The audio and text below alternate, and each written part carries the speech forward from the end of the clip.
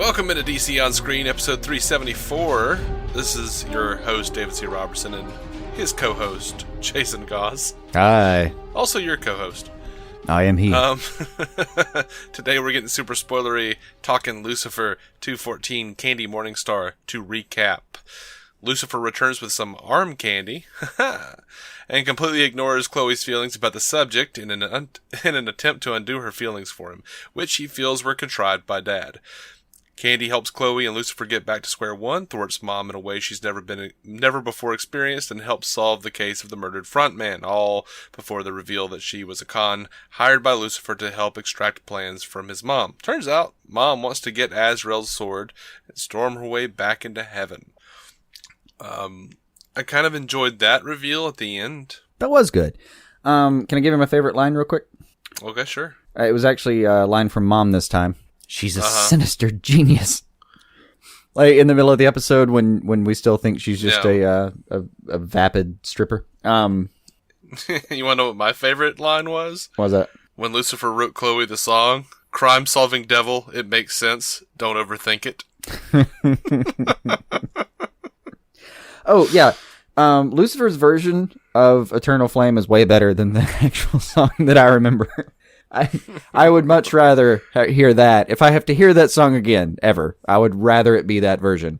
Sure. I would rather never hear any version. You're right. Well, they didn't technically have to do that since it wasn't even a 90s song. Yeah, I know. It's an 80s song. I know. But it's still it felt like it fit her playlist as he mentioned it, though, so. It does, but still. Yeah. Oh, and quick side note about music. You know how we've kind of made fun of how they shoot when they do Tom Ellis playing piano? Because they made him the best pianist, that he could be. Yeah. They made him like concert-level pianist, but they always shoot him where it's obviously not his hands, or he's obviously behind it and just moving. Mm-hmm. I watched him play that bass. He was hitting the notes. He actually hit the right notes. So he may actually be able to play a little bit of a fretboard. Uh-huh. Like, I went back and rewound and watched again, when I realized he was playing bass. I went back and rewound and watched, and that's accurate. Now, bass is, to do a simple version of bass, you just need strong fingers and a little bit of willpower, and you learn a simple version of bass pretty quickly. Mm-hmm. So, like, if he took a couple weeks and learned those notes, no big deal. But right, at least there's that. Yeah, I enjoyed the big suit-up CW Supergirl billboard. Oh, I didn't catch the CW Supergirl billboard. Oh, there were like a few big shots of it. Nice. At the very beginning, while they were outside of the crime scene. Oh, I didn't notice that. I'm sad. Yeah, it's like they did like a big establishing shot of the city, and it's just a gigantic like Supergirl's boobs with a symbol on it that says, suit up. Oh, Supergirl. That's funny. Yeah, I gotta admit, a lot of times when Lucifer's starting, I'm like going to grab a drink and sitting down and gathering my notebook and stuff. And yeah, I loved Lucy shadowing Dan and just hiding behind the plant with like a singular. That made me like. Yeah, he had like one little twig. That was funny. Maybe the biggest laugh I got out of this though was Maze checking out Candy while she was bent over. I kind of like. She almost had her nose in her butt. Maze looked like she wanted to. I don't mean eat her in the regular sense. I mean like devour her. I mean do criminal things to this woman. It looked demonic the way she wanted to act. Like it was an astonishing amount of lust in that woman's eyes. Like it made me laugh how much she wanted her.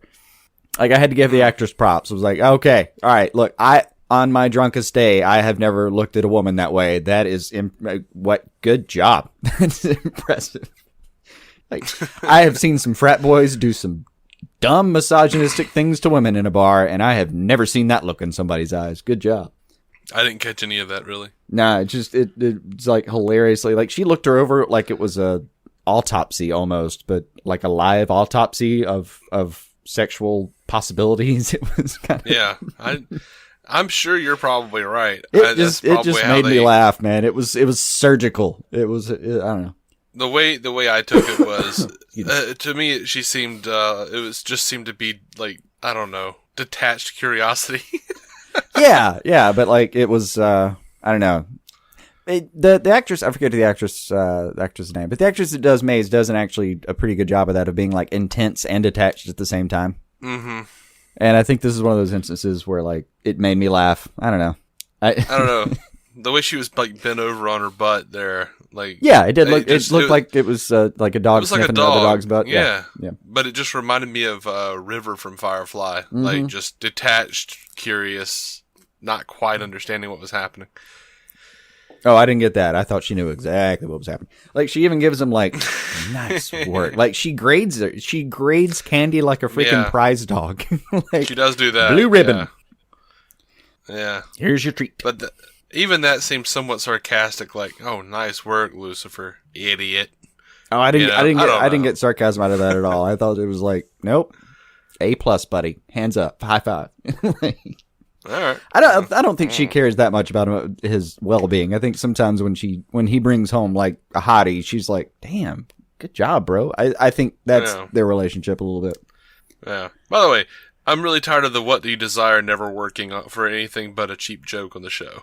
Oh, yeah, but that has to happen sometimes. It really does. It can't always be the plot point. If it was always the plot point, I'd complain about that too. Well, yeah, but it's never the plot point. And Lucifer's always surprised that it's not. Like, oh, well, no, he's not the killer. He's just a fan. Oh, yeah, no. But the thing I'll give him is this: when he does his "What do you desire most?" trick, that's a trigger that has to be pulled, and the bullet that comes out has either got to be a plot point, like a major dramatic plot point, or a joke. There's no flat line there. He can't like pull it off and just say like, "What do you want?"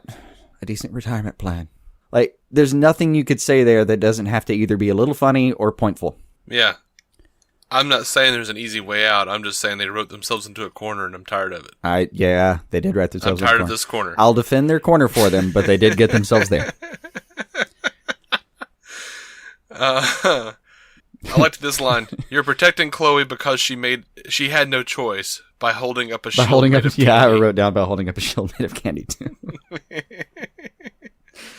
Oh, yeah, the poor kid, right after that, like, all right, they get the one girl and she's just making fake IDs, and they find like a video of this 14-year-old holding up his ID, and she's in the background kind of going, oh, come on, dude. But she's still in the background of that video, and he's like, I'm legal, woo! Dude, get out of the video. Take the camera out of his hand if you have to. I don't care. That is a serious crime. You can do prison time for that. Especially when, like, she pulls out this, like, she's got at least 8 on that laminate. 8 different identities she's planning. I'm pretty sure that's a felony. Yeah. Oh, I didn't kill him. I just committed another felony. So, yeah. Candy was the key to the status quo, though, being returned on the show, and I figured that was going to be the case.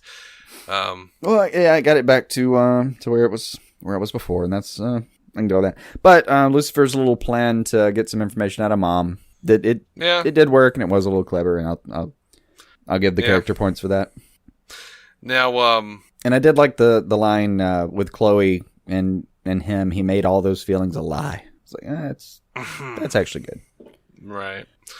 Now, next time we've got Lucifer, Amenadiel, and Mom trying to use the blade, and Lucifer trying to make the blade, flame on.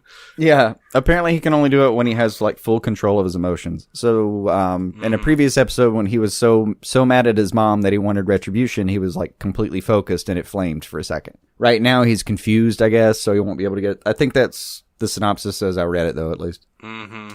Now, last thing I have, really, I did like the idea that, like, this is a sword that can cut through the gates of heaven.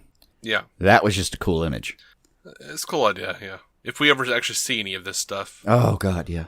I would much rather see stuff like that than actually have to deal with, I don't know. No, I mean, a suit. I like Lucifer season 3, like, Amenadiel has to stay on Earth, and Maze is still stuck there because she can't go up, but, like, Chloe becomes a half angel and gets her wings, and they all go up and fight. Like, do that. They all go up and actually storm heaven to demand answers from God. Fantastic. Let's do that. No, it's going to be like, it's going to wind up being heroes where, like, they're like, we're going to go to heaven and we're going to fight. And then, like, that'll be the season finale and we'll come back after the break and they're like, well, that was quite a fight. Yeah. But now that we're back on Earth. Yeah. Heroes did that to you all the time, too, dude. Like, there was an episode where, Siler, Nathan Petrelli, and Peter Petrelli back when he had full powers, are all in the same room. And this is like the fight where Nathan Petrelli dies. They go into a room, the door closes, you come back from the commercial, and the fight's over. Yep. I was like, I have been waiting for that showdown for 3 years. Yeah. You asshole. And then they even show you like lots of action sounds and stuff. Oh, you bitches. Like, anyway. I think that's all we have for Lucifer, man. Am I wrong? Nope, I'm good. Let's get out. We got some Cool. got some Supergirl to get to, right? Absolutely. We are DC On Screen. You can find every episode at dconscreen.com. All for free, too. None of this premium crap. Yep. You can find us on Twitter and Facebook at DC On Screen. One word. Proud members of the Giant Size Team Up Network. GiantSizeTeamUp.com. We're going to be coming right back with Supergirl 219 Alex. Until then, guys, keep some DC on your screen.